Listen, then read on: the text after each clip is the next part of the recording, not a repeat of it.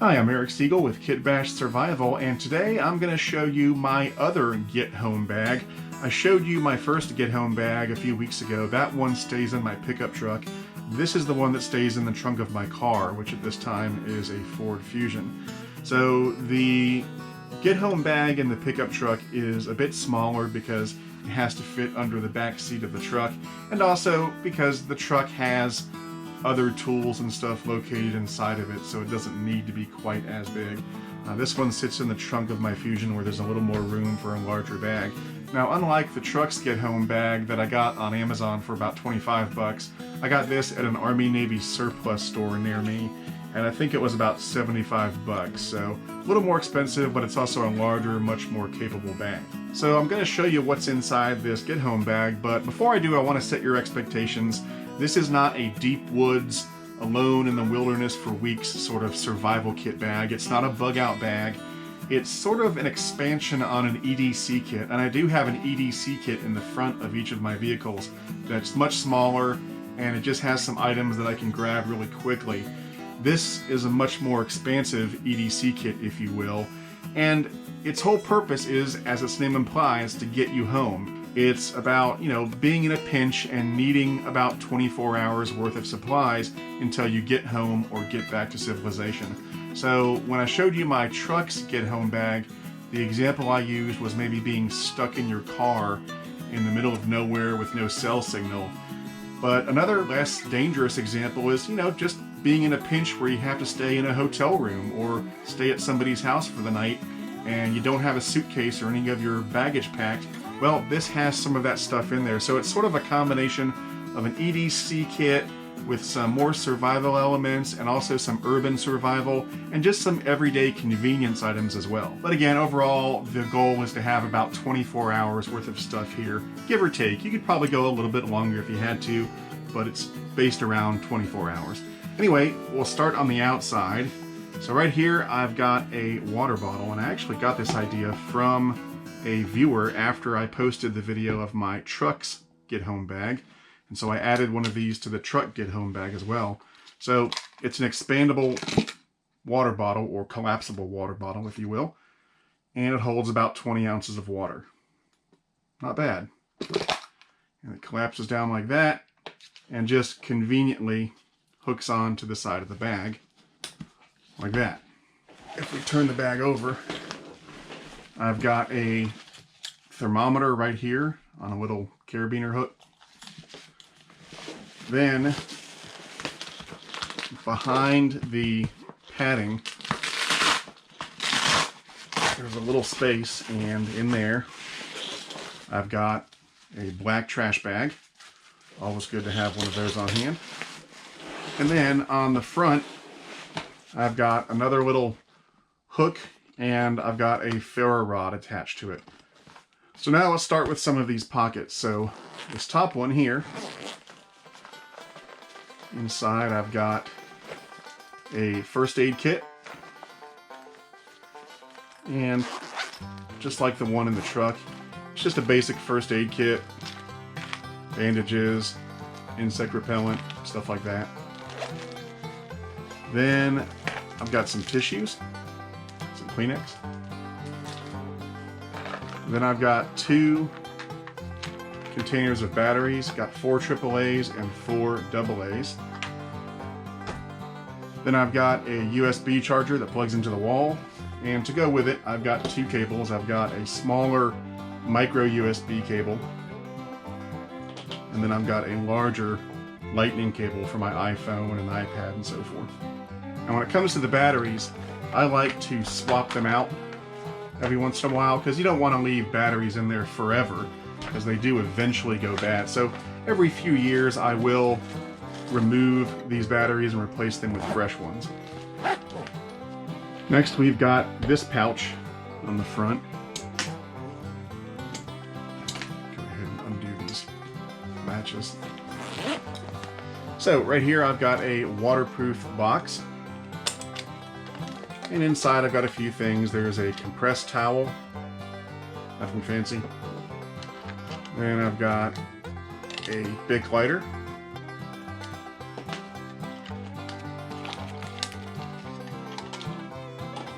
I've got a tiny survival guide from Tiny Survival Gear. I just reviewed this in the previous video. I've got a little piece of fat wood right here to help start a fire if needed. I've got a couple mini glow sticks. These are the kind you crack and they glow for a few hours. I've got $20 cash. And then I've got some waterproof matches. So moving on, right here I've got a little multi-tool. This is a Gerber multi-tool, kind of like a Leatherman sort of. And it goes like that, and it's got a knife and some screwdrivers and other tools on the inside. It's a pretty good little tool. I'm more of a Leatherman fan overall, but I already had this. It's a pretty good tool, so I went ahead and put it in here. Then I've got some paracord, about 10 feet worth.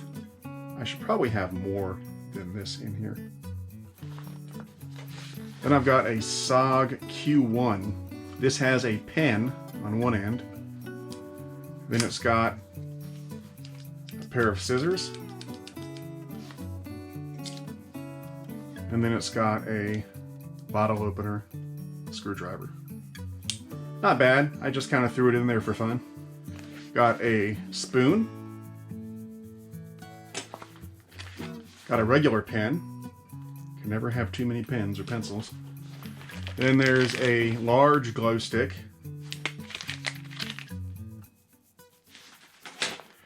And then this is just another item I put in here for fun. This is a survival kit in a can. It's one of these sardine can survival kits. And it's got some okay stuff in there. It's not bad. It's not great either, but I kind of just put it in there for fun. So that takes care of that pouch. Now we'll check out this one right here. And just in case you can't see these compartments very well, here's the front top small compartment that we already checked out. Here's the middle one that we're going to check out now. And then back here is the main compartment.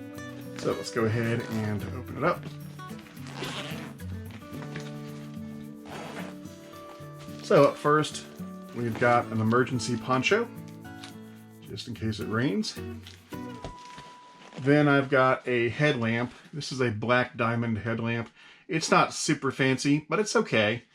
And it runs on 2 AAA batteries. Now I can't turn it on right now because what I do is when these things are in storage like they are, I put a little piece of paper on one of the battery contacts. And that way the batteries don't run out or corrode as fast. And also it doesn't get accidentally turned on inside the pack. Then I've got a hairbrush with a little mirror. And then I've got some Repel 100 insect repellent. A deck of cards with an extra hairband around it. Then I've got a knife. And this is a Camillus titanium, sort of similar to what I have in the pickup truck's get home bag. It's not fancy by any means, but it'll get the job done to get me home. You know, I could put a fancier knife in here, but why waste it on something that hopefully I'm never going to have to use? You know, I could put a Mora companion in here or anything else, but I just chose this because it was inexpensive, but it's still, you know, decent quality. You know, will it last a lifetime under heavy use? Probably not, but will it be good enough to get me home? Absolutely. And then in the end of the handle, there's another ferro rod, and there's also a whistle built into the end as well. I don't even know what model this is. I got it at Tractor Supply for about 15 bucks. Again, it's not fancy, but it'll get me home. Then I've got a compass, a Silva compass, pretty good quality. Some duct tape, 5 yards, not bad. 2 sets of hand warmers, so 4 hand warmers altogether. And then I've got some zip ties. I've got 2 long zip ties and 2 shorter zip ties. Alright, that takes care of this compartment. Now we'll check out the main compartment. So let's crack it open and see what we've got. Alright, first up I've got sort of a toiletry bag. So this has a toothbrush and toothpaste, some shampoo and conditioner, some deodorant, and let me take this out so you can see it. One of these cold shower packs, and it's just a cooling, refreshing field towel. And like I said at the beginning, this sort of plays into the I gotta stay in a hotel for the night or at someone else's house for the night. That's when this comes in handy.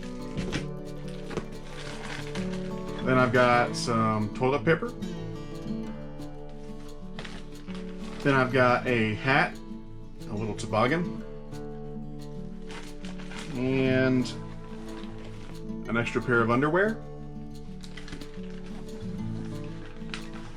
an extra pair of socks. Let's see here. A pair of gloves. These aren't really fancy, they're just a good, decent set of gloves. And they do have the smart touch on the finger, so you can use your smartphone when you're wearing these gloves, which is nice. Then I've got a lantern. I got this at Eddie Bauer, but it's really bright. Not bad at all. And then I've got a pack of emergency rations. These are those Daytrex emergency rations. 2,400 calories, I believe. And I actually like these. They taste really good. They're kind of like coconut pecan sandies, sort of. Oh, let's see. Then I've got a towel. I actually got this in one of my battle boxes. And it's just a camp towel. You know, one of those microfiber towels. And I figure this could come in handy if I was in a situation where I got wet and I needed to dry off. Then I've got an emergency blanket. This is a cocoon travel blanket. Then there's an emergency bivvy, a tack bivvy. And this is pretty cool. This is something else I got in one of my battle boxes. But I have another one that I've had for a while, but this one came in the battle box. This is one of those, you know, it's a power bank. You can charge your phone from it, but you can also jump your car from this thing. So you hook up this adapter right here, like that, and you power it on, and you can jump your car. Pretty cool. And again, I got this in one of my battle boxes. And I've actually used this. A friend of mine has a pickup truck, and his battery died, and I used this to jump his truck, and it worked like a charm. Then I've got a cup. This is one of those army cups that I got at a surplus store.